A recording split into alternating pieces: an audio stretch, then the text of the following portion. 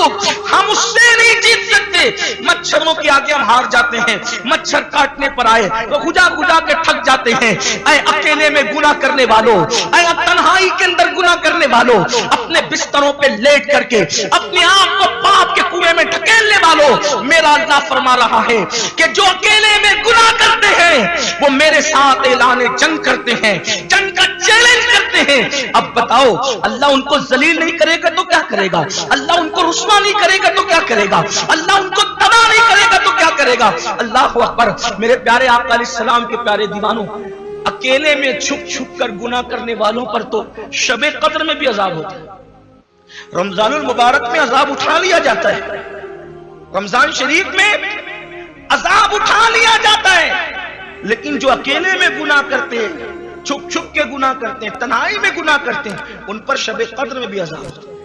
हजरत अब्दुल्ला मदीनी फरमाते हैं कि मैं एक मर्तबा कब्रिस्तान गया, शबे कद्र थी, शबे कद्र में कब्रिस्तान गया और मैं अपने बाप की कब्र पर बैठकर कुरान की तिलावत कर रहा था। कुरान की तिलावत में मैं मसरूफ था। मैंने देखा एक कब्र से रात को चिल्लाने की आवाज आई, चीखने की आवाज आई शबे कद्र में। मैंने सोचा ये आवाज कहां से आ रही है। मैंने तिलावत को रोक दिया और तिलावत को रोक करके मैं उस कब्र की तरफ चल पड़ा। तो मैंने देखा चीखने चिल्लाने की आवाज कब आ रही थी? शबे कद्र। शबे कद्र से बड़ी भी कोई रात है, नुज़ूल कुरान की रात से बढ़कर भी कोई रात है। अल्लाह अकबर। तो कहते हैं कि मैं बहुत अफसुर्दा गमगीन हुआ। मैंने चंद लोगों को जो कब्रिस्तान में थे उनको बुलाया, उन्होंने भी उस आवाज को सुना। तो मैंने पूछा किसकी कब्र है? वो कहा फुला इब्ने फुला की। अरे ये बंदा तो बड़ा नेक, बड़ा मुत्तकी, बड़ा परहेजगार, बहुत नेक था, बहुत मुत्तकी, बहुत परहेजगार, नमाजें भी पढ़ता था, रोजे भी रखता था और इतना कम सुखन था कि लोगों से जब बात करता था तो बहुत एहतियात से बात करता। मैं बहुत गमगीन हुआ, इतना नेक परहेजगार मुत्तकी इंसान और शबे कद्र में उस पे अजाब हो रहा है। शबे कद्र में वो अल्लाह के अजाब में गिरफ्तार है। मैं उन चंद मुसलमानों को लेकर उसकी बीवी के पास गया और मैंने पूछा, तुम्हें अल्लाह की कसम देकर कहते हैं ऐब मालूम करने के लिए, सिर्फ अपनी इबरत के लिए, ये बताओ कि वो तो बहुत नमाजी थे, परहेजगार थे, रोजेदार थे, मुत्तकी थे, बातें भी बहुत कम करते थे, बहुत मोहतात रहते थे, उन पर शबे कद्र में हमने अजाब देखा और अपनी आंख से देख कर आ रहे हैं। उसकी बीवी ने कहा हाँ नेक तो बहुत थे, परहेजगार तो बहुत थे, लेकिन वो चुपके से खामोशी के साथ सूद का धंधा करते थे। लोगों को पता नहीं था, वो हराम माल चुपके से कमाते थे। ये अकेले कर तन्हाई का गुनाह आज उनको इस तरीके से ले डूबा कि वो शबे कद्र में भी अल्लाह के अजाब में गिरफ्तार है। एक और रिवायत सुन लें, एक बुजुर्ग फरमाते हैं कि एक मर्तबा मैं कब्रिस्तान गया।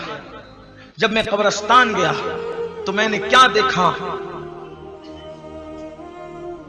कि कब्रिस्तान के अंदर कब्र खुलती है और एक जंजीर आती है, चैन एक बंदे के हलक में डाली जाती है और वो उसके हलक से अंदर उतर कर उसके नीचे के पाखाने के मकाम से गुजर जाती है और वो आग की जंजीर मालूम होती थी। तो वो बंदा कह रहा था कि मुझे क्यों अजाब हो रहा है? क्या मैं नमाज नहीं पढ़ता था? क्या मैं रोजे नहीं रखता था? क्या मैं इबादत नहीं करता था? तो गैब से आवाज आती है तू सब करता था मगर अकेले में गुनाह भी करता, तन्हाई में गुनाह भी करता था, इसलिए तेरा ये अंजाम हुआ। मुझे आज बस इतनी बात कहना है, हम एक हद तक नमाजी बने, एक हद तक हाजी बने, रमजान शरीफ में तरावी भी पढ़ते हैं, शब बरात में भी कुछ लोग हाजिर होते हैं, लेकिन क्या हमारी तन्हाइयां भी गुनाहों से महफूज है? हम अकेले में जब होते हैं तो कैसे होते हैं? हमारे जराइम का हाल क्या होता है? हमारे गुनाहों का हाल क्या होता है? लोग देख रहे हो तो हम खड़े होकर पानी नहीं पीते, और जब अकेले हो रहे होते हैं और अल्लाह देख रहा होता है हम वो सारे गुनाह कर रहे होते हैं जिसका जिक्र करने से भी शर्म आती है। इसलिए शबे बरात में अल्लाह की बारगाह में आने वालों, अगर हम ये समझते हैं कि सलातुत तस्बीह पढ़कर हमारी निजात हो जानी है, 5 वक्त की नमाज पढ़कर हमें जन्नत मिल जानी है, दाढ़ी रख करके हमें यकीनी और कतई हमने जन्नती हो जाना है, और हम अपनी तन्हाई में जो करते रहे वो करते रहें, तो ये हमारी खाम ख्याली है। اچھی طرح یاد رکھنا، جن کو اللہ کے رسول نے جنت کی بشارتیں دی تھی وہ لوگ بھی اللہ سے ڈرتے تھے کہ رسول اللہ نے ان کو جنت کی بشارت دی، لیکن وہ اللہ سے ڈرتے کیوں تھے؟ اس بات پر ڈرتے تھے کہ اللہ کسی چیز پہ پکڑ نہ کر لے، اللہ کسی چیز پہ پکڑ نہ کر لے۔ سیدنا ابو بکر صدیق کا قول ہے، آپ فرماتے کاش میں انسان بن کر پیدا نہ ہوتا، میں کسی مومن کے سینے کا ایک بال بن جاتا۔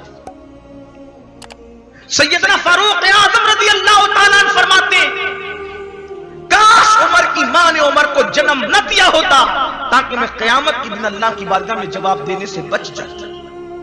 آپ سوچئے آج ہم بالکل اطمینان سے بیٹھے ہوئے ہیں، ہمیں نہ آخرت کی کوئی فکر ہے، نہ ایمان پر خاتمے کی کوئی فکر ہے، ہمیں تو رونا بھی نہیں آتا اپنے اعمال پر۔ ہیرو ہیروئن کی جدائی کے مناظر کو دیکھ کر کے رونے والی قوم، غزل سن کر رونے والی قوم، گانے سن کر رونے والی قوم، اس قوم کو کبھی اپنے گناہ پر رونا بھی نہیں آتا۔ اور یاد رکھنا یہ دل کی سختی بھی گناہوں کی وجہ سے۔ اگر کسی کو رونا نہیں آتا اللہ کی محبت میں، اپنے گناہوں کو یاد کر کے کسی کو رونا نہیں آتا، تو اس کا مطلب یہ ہے کہ اس کو اپنی تقدیر پہ رونا چاہیے، اپنے مقدر پہ رونا چاہیے، کہیں اللہ مجھ سے ناراض تو نہیں ہو گیا۔ سیدنا فاروق اعظم اتنا روتے تھے کہ آپ کے چہرے پر 2 کالی لکیریں پڑ گئی تھی مسلسل رونے کی وجہ سے۔ حضرت سیدنا یحییٰ ابن زکریا علیہ السلام، بڑا نام ہے حضرت یحییٰ کا، اللہ کے خوف سے اتنا روتے تھے کہ آپ کے گال کے گوشت جھڑ کر گر گئے تھے، آپ کی داڑھیں دکھنے لگی تھی۔ آپ کی امی نے کہا آپ سے کہ بیٹا تمہاری داڑھیں دکھتی ہے، گوشت جھڑ گیا رونے کی وجہ سے، اگر تم کہو تو میں کپڑا وہاں پر رکھ دوں۔ تو وہاں کپڑا رکھا جاتا تھا، اور جب وہ اللہ کے خوف سے روتے تھے تو وہ کپڑا بھیگ جاتا تھا جس کو نچوڑ دیا جاتا۔ یہ معصوم لوگ ہیں جن کا جنتی ہونا یقینی ہے، وہ اللہ کے لیے ایسے روتے ہیں۔ ہمیں تو رونا ہی نہیں آتا، ہم کبھی نہیں روتے اپنے گناہوں کو یاد، رونے والوں پہ ہم ہنستے ہیں۔ اللہ کے رسول صلی اللہ علیہ وآلہ وسلم کے بارے میں عبید ابن عمر ایک مرتبہ ام المومنین سیدہ عائشہ صدیقہ کی بارگاہ میں پہنچے اور اما عائشہ صدیقہ سے پوچھا امی جان آج میں آپ سے ایک سوال کرنے کے لیے آیا ہوں، آپ اس کا مجھے جواب دیں، اور آپ ہی وہ جواب دے سکتی ہے۔ عبید ابن عمر کہتے ہیں امی جان سوال یہ ہے کہ تم نے اللہ کے رسول علیہ الصلوۃ والتسلیم کی زندگی کا جو سب سے عجیب واقعہ دیکھا ہو وہ واقعہ آپ مجھ سے بیان کریں کہ آپ نے اللہ کے رسول کا سب سے زیادہ عجیب واقعہ کون سا دیکھا۔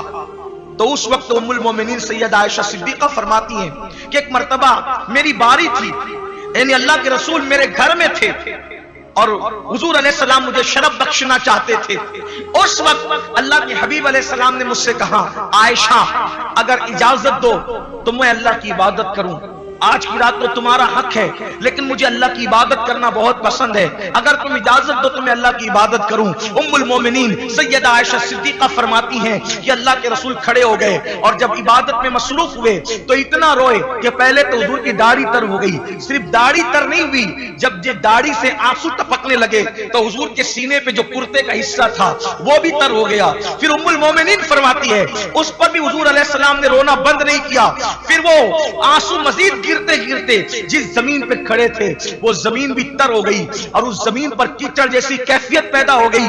اسی حالت میں اللہ کے رسول مسلسل روتے رہے، اور جب اللہ کے رسول اللہ کے خوف سے رویا کرتے تھے تو ان کے سینے سے ایسی آواز آتی تھی جیسے پکی ہوئی ہانڈی جب چولہے پہ رکھی جاتی ہے اور کھانا پک جاتا ہے تو سالن سے جیسے کھٹ کھٹ کی آواز آتی ہے، ایسے اللہ کے رسول صلی اللہ علیہ وآلہ وسلم کے سینے سے رونے کی آواز آتی تھی۔ ذرا سوچو جس کو شافع یوم النشور بنایا، جس کو مالک جنت بنایا، جس کے صدقے میں کائنات بنائی، جس کو اپنا محبوب بنایا، وَلَا سَوْفَ يُعْطِيكَ رَبُّكَ فَتَرْضَىٰ، جس کے لیے قرآن میں اعلان فرمایا، جس کے لیے وَرَفَعْنَا لَكَ ذِكْرَكَ کہا، جس کی عمر کی قسم یاد فرمائی، جس کو کہا طٰہَ مَا أَنزَلْنَا عَلَيْكَ الْقُرْآنَ لِتَشْقَىٰ، جس کا نام لے کر کبھی گفتگو نہیں کی، القابات سے کبھی کہتا ہے یاسین، کبھی کہتا ہے طٰہَ، کبھی کہتا ہے مزمل، کبھی کہتا ہے مدثر، اللہ اکبر، کبھی کہتا ہے یا ایھا النبی، کبھی کہتا ہے یا ایھا الرسول، اور کہتا ہے پیارے اگر تمہیں پیدا کرنا مقصود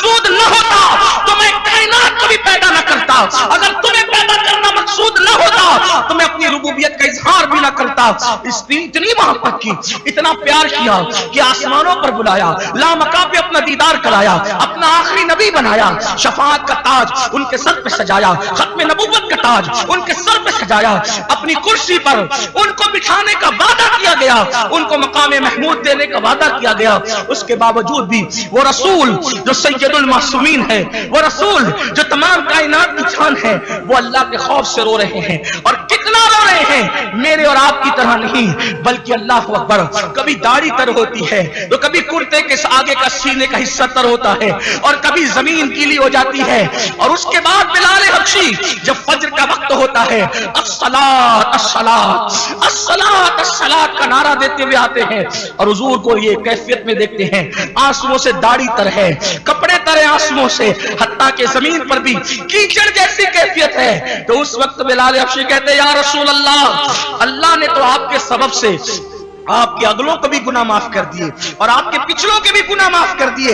या रसूल अल्लाह, आप क्यों इतना रोते हैं? मेरे आका फरमाते हैं, क्या मैं अल्लाह का शुक्रगुजार बंदा न बनूं? क्या मैं अल्लाह का शुक्रगुजार बंदा न बनूं? सैयदुल मासूमीन रो रहे हैं और गुनहगारों की आंखों में आंसू नहीं है। और गुनहगार किस पे रोते हैं? अल्लाह अकबर। गुनहगार रो रहे तो गाने सुनकर, गुनहगार रो रहे तो गजलें सुनकर, गुनहगार रो रहे तो हीरो हीरोइन के जुदाई के मनाजिर देखकर, गुनहगार रो रहे तो सीरियल में इमोशनल और जज्बाती मनाजिर देखकर। खुदारा अपने हाल पे रहम करो।